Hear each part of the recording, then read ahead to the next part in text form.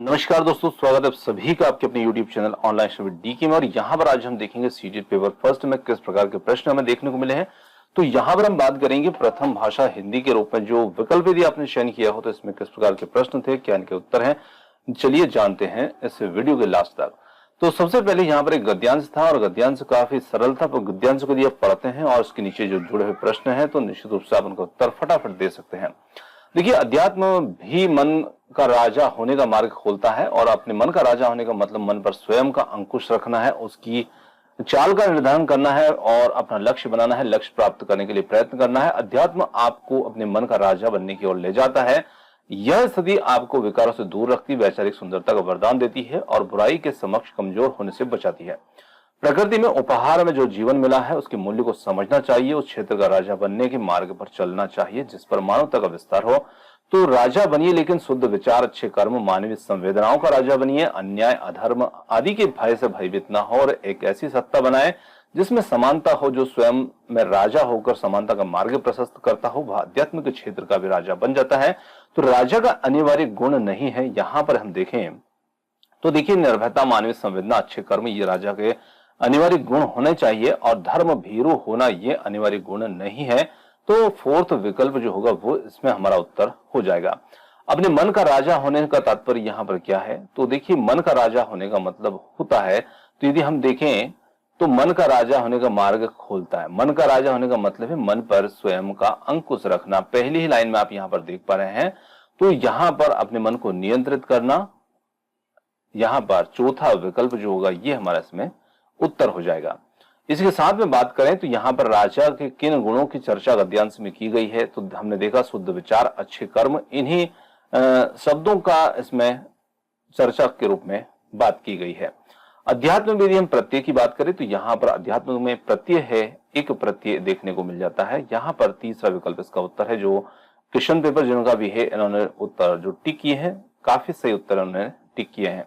राजा बनने के लिए रिक्त स्थान अध्यात्म की राह पर हमें अग्रसर होना होगा। हमें गद्यांश के अनुसार उत्तर को देखना है।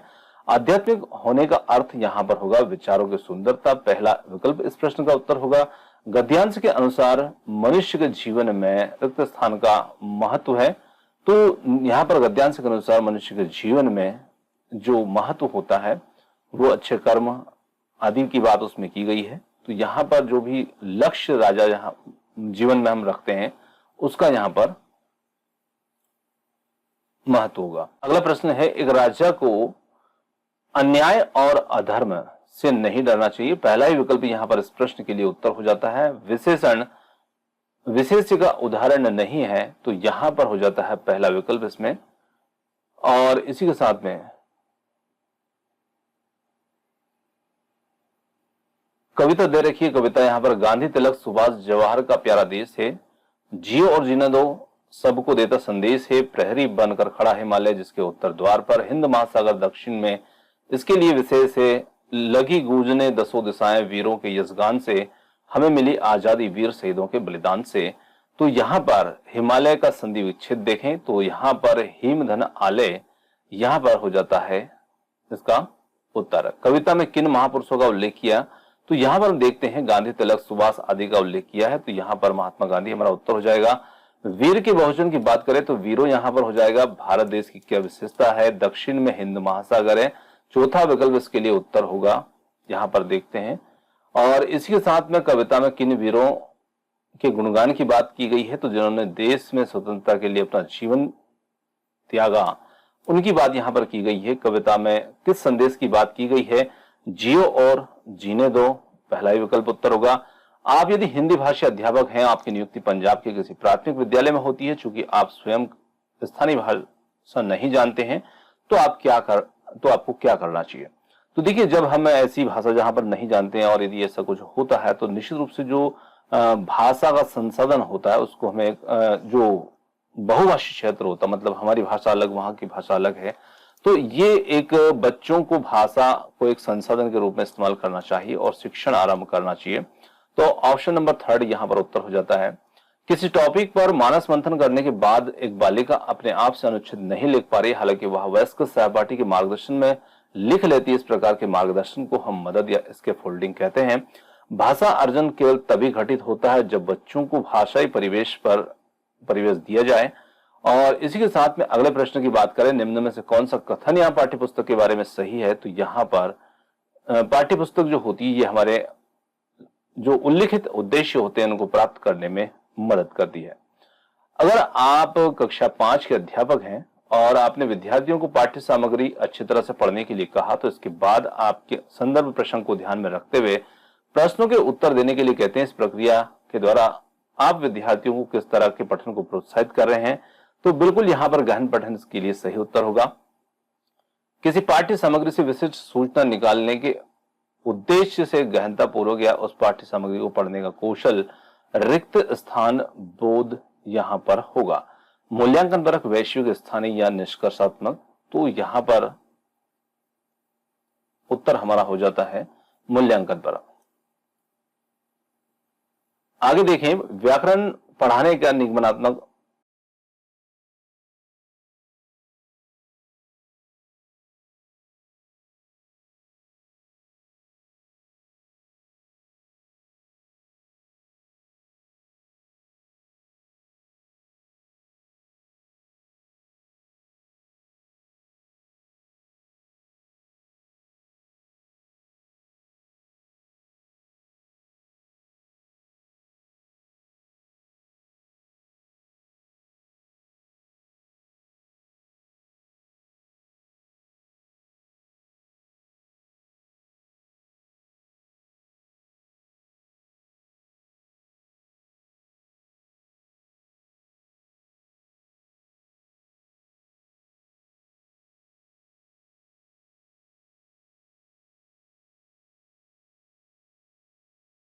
तो देखिए, बच्चा अपने कुल भाषा प्रयोग के लिए भी हम उसकी यदि प्रशंसा करते हैं तो निश्चित रूप से यहाँ पर हम कक्षा के किस उपागम का प्रयोग यहाँ पर कर रहे हैं। तो देखिए, बच्चा अपने परिवेश की भाषा यहाँ पर बोल सकता है, पर यदि भी उसने कुछ शब्दों की वर्तनी जो है वो गलत लिखी है तो ये एक संरचनात्मक उपागम रहेगा।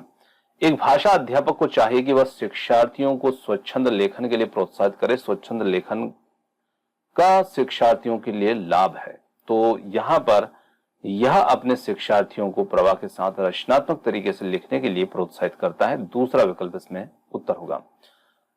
यह अधिगम का एक प्रकार जिसमें बच्चे को उच्च स्तरीय मानसिक प्रक्रियाओं जैसे बुद्धि, तर्क करना आदि जो है का प्रयोग यहाँ पर होता है, तो ये होता है। तो यहाँ पर हम कह सकते हैं कि अधिगम का प्रकार जिसमें बच्चों को उच्च स्तरीय मानसिक प्रक्रियाएं जैसे बौद्धिक, तर्क करना आदि का प्रयोग करना होता है, तो यहां पर